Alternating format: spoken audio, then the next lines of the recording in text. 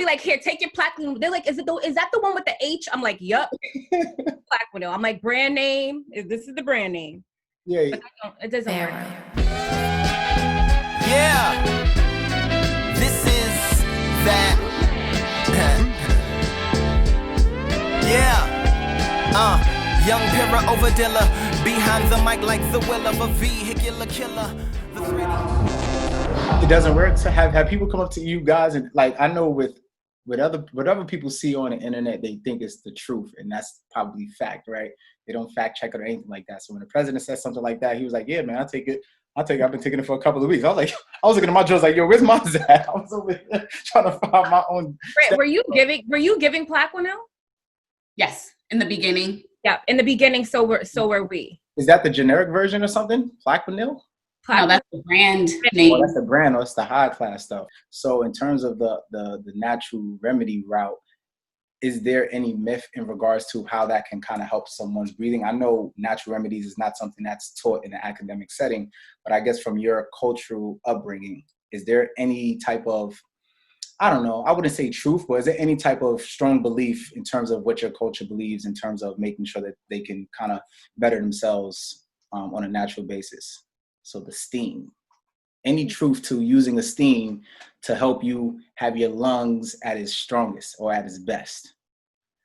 So disclaimer, this is personal opinion, right? Mm-hmm. We don't want anybody saying, "Oh, Brittany on the podcast told me to do this." Right now. But I think it's kind of like common sense. Like I think Alicia can attest to the fact that we grew up drinking a lot of bush tea, your fever grass and your garlic and your ginger, and we all know those properties. I said cerasee. Cerasee. Okay, all of those things, and I truly believe personally that they have their place. I don't think that is going to completely cure you if you had corona, but as far as treating like symptoms, the symptoms, I think that there can be relief found there for sure. So like Brittany said, like I wouldn't say that you're like, people were like, oh, like I was steaming and I was cured. Like you're not going to be cured. You're treating symptoms. So right. If you're short of breath or if you have a stuffy nose and you're inhaling these things, it's going to open up your air passages. It's going to open up your airways. It's going to help you feel like you're breathing better or whatever. So I would say that natural remedies can help with symptoms, not a cure or, a quick, whatever. So I think I already did the disclaimer in terms of not advising young children to drink, right? So that's two things I got to ask. So I also heard if you drink, it can kind of put you in a worse situation, or it can kind of lower your health so you can get, I don't know, in touch with the virus or something like that. Have you guys heard anything like that? Has any patient or any family member said like, hey, listen, I heard drinking is not good for me because it could kind of make me more prone to catching this virus? Anything like that will pop up? I don't think alcohol has any correlation with you catching the virus. However, if you're an alcoholic, we should take like 10 sips. So I was getting a little concerned. I'm over here taking a note. You know what I mean? I'm taking a note right now. So we're talking about other problems that you're going to have health-wise that will probably, if you want to talk about comorbidities, make you more susceptible to COVID and what it can cause.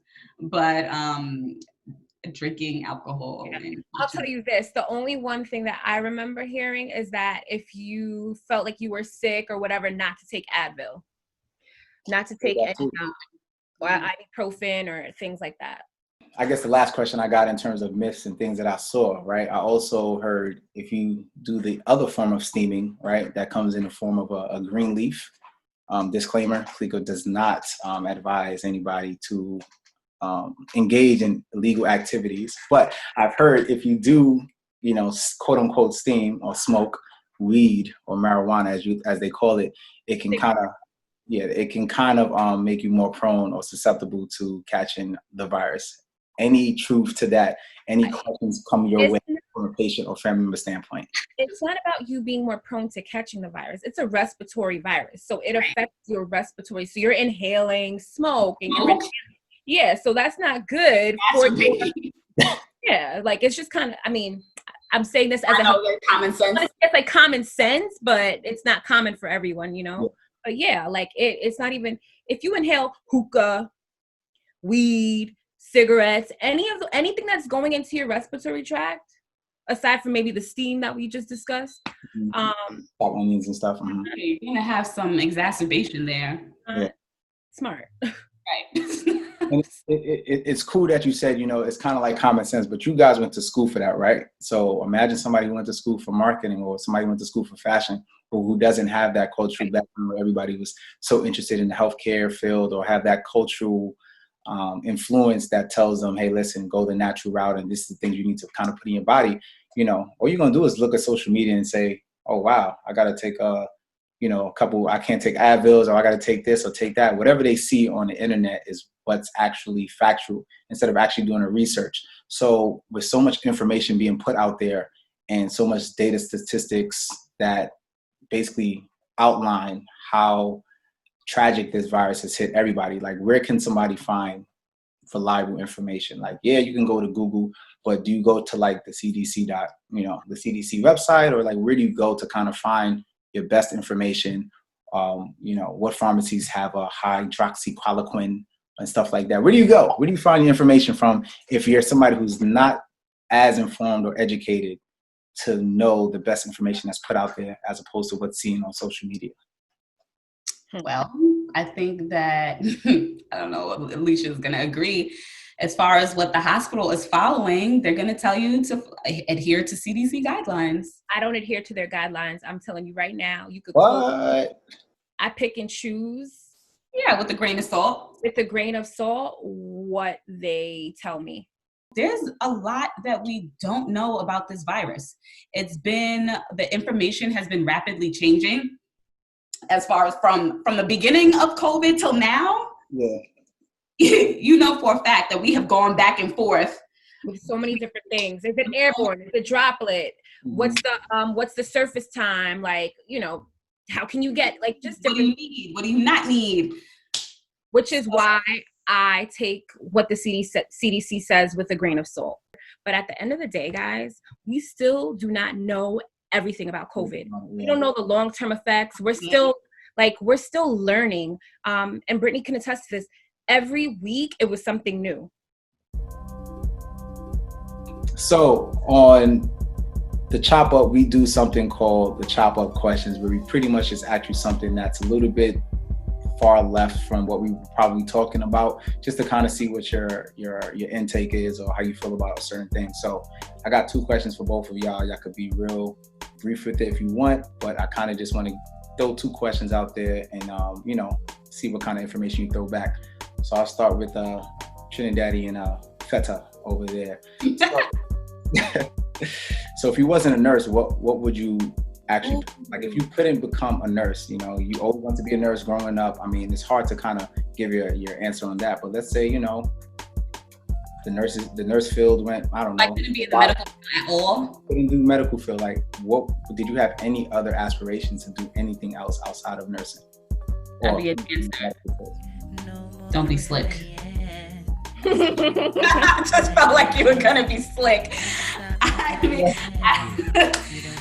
Dancing, like choreography, and I don't, anybody's pose, but I'd be in the arts. I'd be in the arts. In the arts? In the healthcare field. What about you, Alicia? Oh, there were 2 things that I wanted. Yeah. So God, I don't even know why I'm saying this right now with all that's going on, but I wanted to be a police officer. Like, I wanted to be like a detective, like, I don't even want to get into that. Like, I wanted to be like a non-uniform officer doing like undercover things. You can't even do 10 push-ups. How are you gonna? I can do. That's the academy. Whatever. Anyway, I would kill the academy. Trust me. Yeah. I used to be on the track team. Come on now. Either that, or I would be in education. Like, I always wanted to teach, but like high school, college. Like, I know I can do. Yeah, I would do something like that. I like that. So, last question of this Chop Up session. Mm-hmm. Everything being on shutdown, socially distancing, restrictions being put into place. flight restrictions, you name it, everything has kind of been shut down. What has been the best thing you've experienced or seen in the year 2020? I'm gonna have to say personally, the best thing I've experienced for this year is the level of self-awareness that I've attained in this time of being still and being inside. And I think that level of awareness has kind of like reinforced a sense of purpose of how important it is to have people that look like us in the healthcare setting, especially with everything that's going on, because there's a level of trust there, I feel like, that is needed. And even though I knew it before, it's just, for some reason, it's being magnified now, especially with who's being affected by what's going on. I feel like when I walk into a room and a patient sees me and I look like them, they're like, okay. Yeah, that's dope. All right, it's good in here. Like, I'm gonna be okay. I think I'm gonna be all right. Yeah. I'm gonna say the outpouring of love from people that like I haven't heard from in a long time. Just like checking in, making sure I'm okay, trying to send things, like just the acknowledgement of what we're doing like during this time. I think that's cool, because a lot of times, like, everybody, like life happens. Everybody's living their life, doing their thing. But to know that, like, people you haven't talked to in years are still like you're still on their radar, like, that's a cool thing. Well, we actually surveyed 100 Caribbeans in the New York City area, and you two did not provide the top answer. And the top answer for the best thing that was experienced The Beanie Man was the Beanie Man versus LT.